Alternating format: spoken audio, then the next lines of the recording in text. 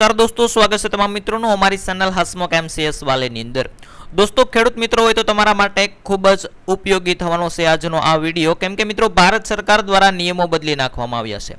તમે ખેડૂત હોય અને તમને જો 2000 નો હપ્તો મળતો હોય તો દોસ્તો એક થોડો એવો ટાઈમ કાઢીને આ વિડીયો જોઈ લેવાનો છે, કેમ કે સરકારે નિયમો બદલી નાખ્યા છે। હવે તમારે 2000 નો હપ્તો મેળવવો છે તો તમારે મિત્રો વાર્ષિક કેવાયસી કરાવવું પડશે, અને આ 2026-27 નું વાર્ષિક કેવાયસી કરવા માટેની મિત્રો 30મી જૂન સુધીની તારીખ આપી દેવામાં આવી છે। ત્યાર પછી કોઈ પણનું કેવાયસી થશે નહીં, અને 30 જૂન સુધીમાં જે લોકો કેવાયસી નહીં કરાવે તેમને આ હપ્તો એટલે કે આખા વર્ષનો હપ્તો આપવામાં આવશે નહીં। કઈ રીતે કેવાયસી કરાવવું ખેડૂત મિત્રો? એ મિત્રો દર વર્ષે બાયોમેટ્રિક ફેસ અથવા તો ઈ કેવાયસી ફરજિયાત કરવાનું રહેશે। જે લોકો કેવાયસી નહીં કરાવે તેવા લાભાર્થીઓને હપ્તો આપવામાં આવશે નહીં। તો 3 પદ્ધતિથી તમે કેવાયસી કરી શકશો। કઈ કઈ જગ્યાએ કેવાયસી કરી શકાશે તેની માહિતી આપણે મિત્રો નાના એવા વિડીયોની અંદર મેળવવાના છે। તો દોસ્તો, વિડીયો પૂરો જોવા માટે વિનંતી છે। વિડીયો પસંદ આવતો વિડીયોને લાઈક કરી દેજો, ચેનલને સબસ્ક્રાઇબ કરી દેજો। શરૂઆત કરીએ દોસ્તો વિડીયોની। ખેડૂત યોજનાની અંદર હવે નિયમો છે એટલે બદલાઈ ચૂક્યા છે।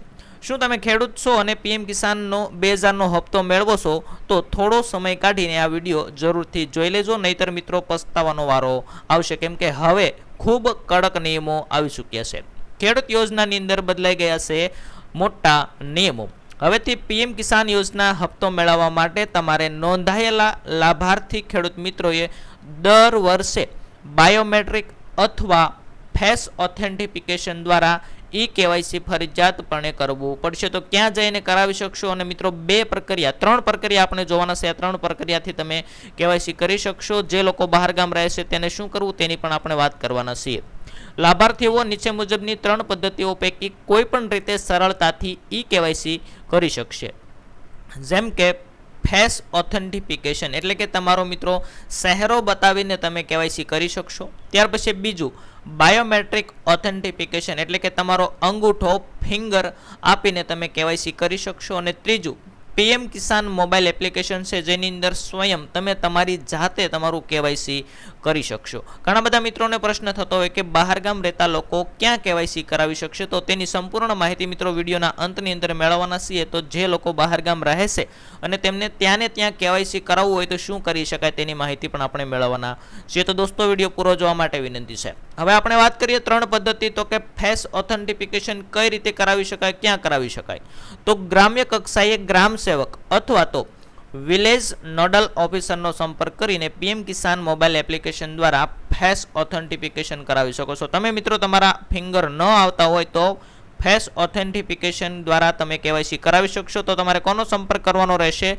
ગ્રામ્ય કક્ષાએ રહેતા હોય તો ગ્રામ સેવકનો, અને કોઈ મિત્રો સિટી લાગુ પડતી હોય તો ત્યાં વિલેજ નોડલ ઓફિસર હોય તેનો સંપર્ક કરીને આ કેવાયસી કરાવી શકો છો। હવે વાત કરીએ બાયોમેટ્રિક ઓથેન્ટિફિકેશન એટલે કે તમે મિત્રો તમારું ફિંગર આપીને કેવાયસી કરાવી શકો છો। તો ક્યાં જવાનું રહેશે?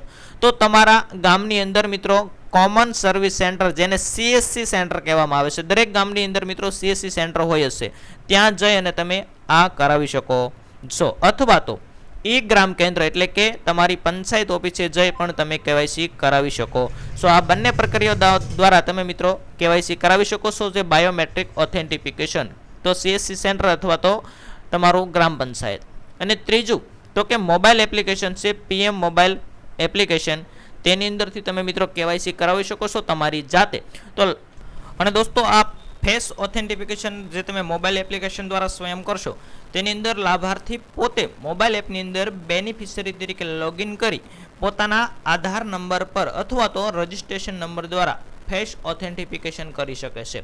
અને આ પદ્ધતિ દ્વારા એક લાભાર્થી પોતાનું અને અન્ય 100 જેટલા લાભાર્થીનું કેવાયસી પણ કરી શકશે। એટલે તમારા મિત્ર સર્કલની અંદર પણ તમે જેટલા કેવાયસી મિત્રો કરવા હોય 100 જેટલા તમે કેવાયસી કરી શકો છો, તમારું એકનું રજિસ્ટ્રેશન કરાવ્યા પછી। તો આ ખૂબ સારી એવી આ વખતે મિત્રો પ્રક્રિયા શરૂ કરવામાં આવી છે અને તમને મિત્રો ખૂબ ઉપયોગી થવાની છે। તો તમે તમારું રજિસ્ટ્રેશન કરી અને બીજા 100 જેટલા રજિસ્ટ્રેશન કરી શકશો। ત્યાર પછી દોસ્તો આગળ આપણે વાત કરીએ તો કે પ્રધાનમંત્રી કિસાન સન્માન નિધિ યોજનાના લાભાર્થીઓ માટે 30મી જૂન સુધીની અંદર વાર્ષિક કેવાયસી તમારે મિત્રો ફરજિયાતપણે પૂર્ણ કરવું પડશે। ભારત સરકાર દ્વારા પ્રધાનમંત્રી કિસાન સન્માન નિધિ યોજનાના નિયમોની અંદર મહત્વપૂર્ણ ફેરફાર થયા છે, તે મિત્રો આપણે આગળ વાત કરી હતી। આ ફેરફાર મુજબ હવેથી પીએમ કિસાન યોજના હેઠળનો હપ્તો મેળવવા માટે તમામ નોંધાયેલા લાભાર્થી ખેડૂત મિત્રોએ દર વર્ષે બાયોમેટ્રિક ઓથેન્ટિફિકેશન ફેસ ઓથેન્ટિફિકેશન દ્વારા વાર્ષિક કેવાયસી ફરજિયાતપણે કરાવવું પડશે. તો મિત્રો હવે તમારે દર વર્ષે એક વખત તો ફરજિયાત કેવાયસી કરાવવું પડશે, તો જ તમને 2000ના હપ્તા 3 વખત જે મળે છે તે મળશે. હવેથી આ યોજના હેઠળ સહાય માત્ર એવા જ લાભાર્થીઓને મળશે જેમણે બાયોમેટ્રિક ઓથેન્ટિફિકેશન અથવા તો કેવાયસી પૂર્ણ કરેલું હશે તેમને. ખેતી નિયામક કચેરી દ્વારા જણાવ્યા મુજબ લાભાર્થીઓએ દર નાણાકીય વર્ષના પ્રથમ સપ્તાહની અંદર આ પ્રક્રિયા પૂર્ણ કરવાની રહેશે. ચાલુ વર્ષ 2026-27 માટે વાર્ષિક કેવાયસી પ્રક્રિયા શરૂ કરી દેવામાં આવી છે. અને હવેથી આ યોજના હેઠળ સહાય માત્ર એવા જ લાભાર્થીઓને મળશે જેમણે મિત્રો આ પ્રક્રિયા પૂર્ણ કરી હશે તેમને. અને મિત્રો આપણે આગળ વાત કરી હતી કે જે લોકો બહાર ગામ રહે છે તેમને શું કરવાનું રહેશે.